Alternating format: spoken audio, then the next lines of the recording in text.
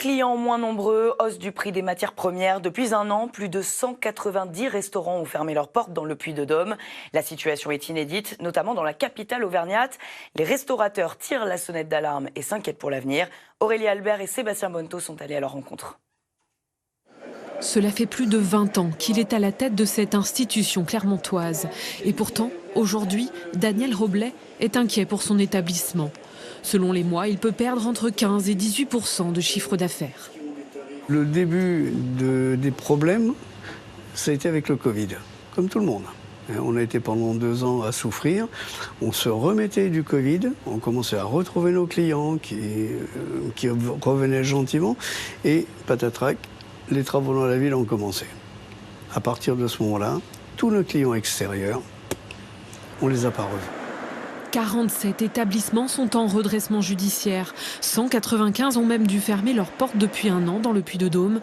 Et les restaurants traditionnels sont en première ligne.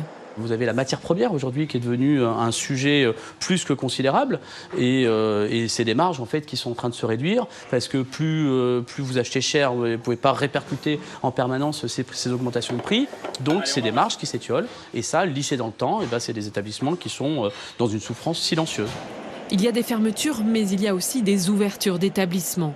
Depuis 1 mois et demi, de nouveaux locataires ont investi la brasserie de la Comédie. Les débuts sont prometteurs, même s'il faut rester prudent. J'ai une autre activité qui est plus petite, un peu plus intimiste, qui est dans les guides. Et je vois même là-bas où j'ai bonne presse, où on est dans le guide Michelin, on est dans le fooding, on est plein de guides comme ça. On a du mal à faire venir les clients. Donc c'est sûr que quand on se lance en restauration aujourd'hui, en tout cas moi ce que j'aurais fait, j'aurais bien réfléchi parce que on se rend bien compte que ça travaille moins, que les gens sont un petit peu plus frileux, que l'offre tire quand même sur le prix et moins sur la qualité. Depuis 1 an, les défaillances d'entreprises ont augmenté de plus de 30% dans le département.